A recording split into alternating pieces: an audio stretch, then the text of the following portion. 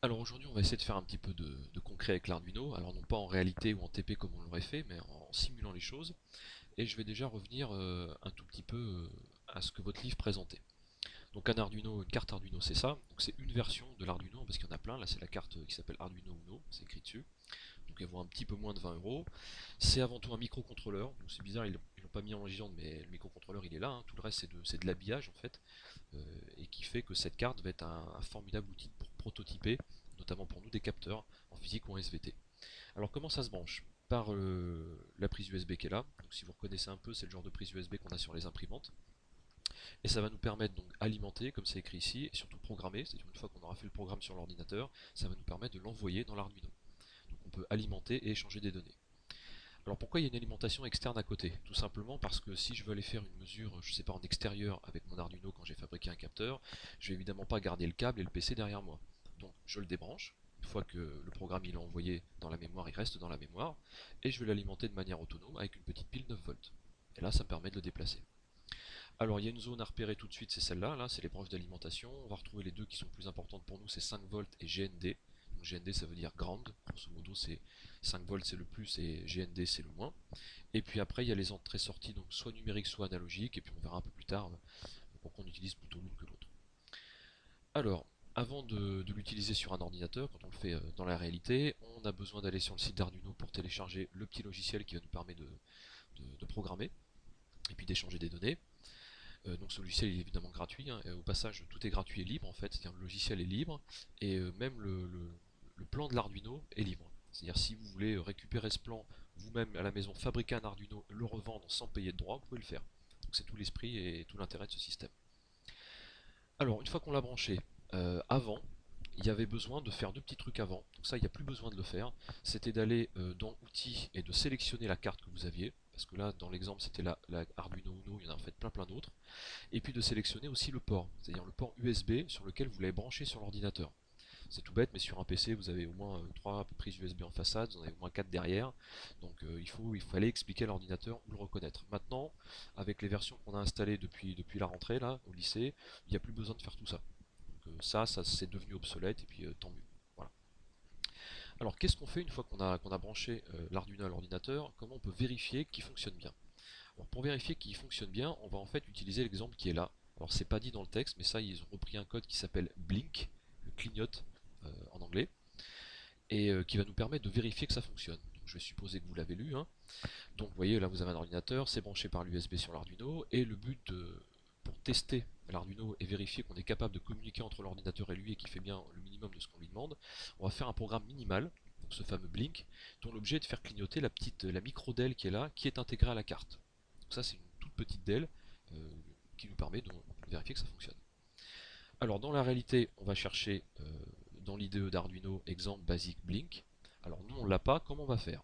Donc je suppose que vous êtes fait un compte sur Tinkercad, il est là, que vous êtes capable d'accéder à cet écran là. Alors il faut faire attention parce que quand on arrive en fait sur un truc qui s'appelle conception 3D, ça permet de faire plein de trucs, hein. Tinkercad, ça c'est pas notre propos aujourd'hui.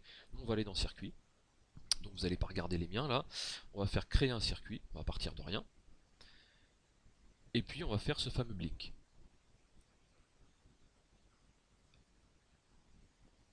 Alors, sur la droite, j'ai un petit panneau avec les composants. Donc là, c'est les composants de base. Si on les veut tous, on peut aller fouiller là-dedans. Pour l'instant, de base, ça va bien nous suffire.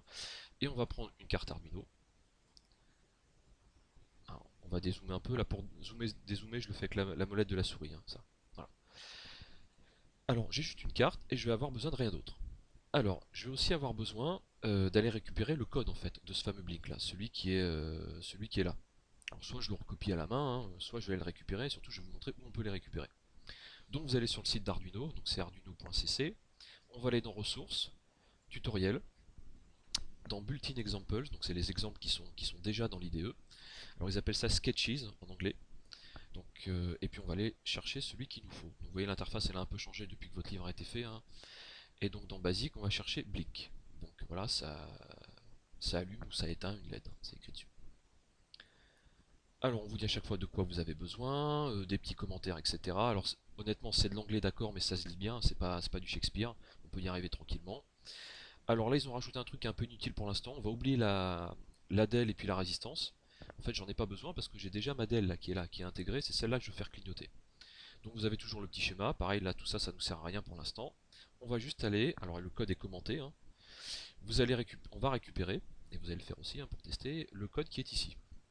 Alors il y a un petit truc qui n'était pas dit dans le livre, quand il y a des doubles slash, là c'est pour faire des commentaires.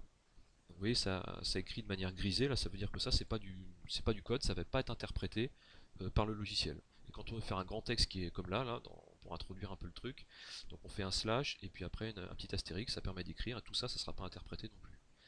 Donc en fait ce qui est utile c'est à partir de là, hein, voilà, et on va tout copier sans se poser de questions. Donc là je vais faire un CTRL C hein, pour copier ça, et je vais aller emporter ça ici dans mon simulateur. Alors je vais cliquer sur code. Alors là, lui de base, il veut nous faire fonctionner avec des blocs. Ça existe, hein, on peut le faire en réalité avec un programme qui s'appelle ArduBlock, qu'on peut installer sur le PC. Notre objectif, c'est pas de faire ça, c'est de le faire avec du texte. Donc là, oui, je suis sûr. Alors lui, il en met un qui est déjà là. Alors en fait, c'est quasiment le même. Donc, on va l'oublier, on va faire comme s'il n'était pas là hein, pour faire la procédure de base. Et je vais faire CTRL V pour copier ce que je viens de récupérer sur le site d'Arduino, ce qu'on a fait tout à l'heure. Et puis on va tester. Donc on va simplement faire démarrer la simulation. Donc là normalement il va brancher le truc qui est là. Et puis on va voir ce qui va nous sortir.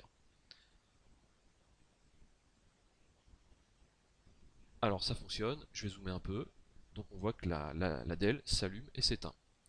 Alors si donc, il y a le petit commentaire qui est là et puis il était un petit peu sur le livre. Donc je redis un peu. Hein. Donc ça c'est une boucle. Donc c'est le loop qui est ici. Donc ça il va le faire indéfiniment tant qu'on n'arrête pas le code, quand on n'arrête pas la simulation.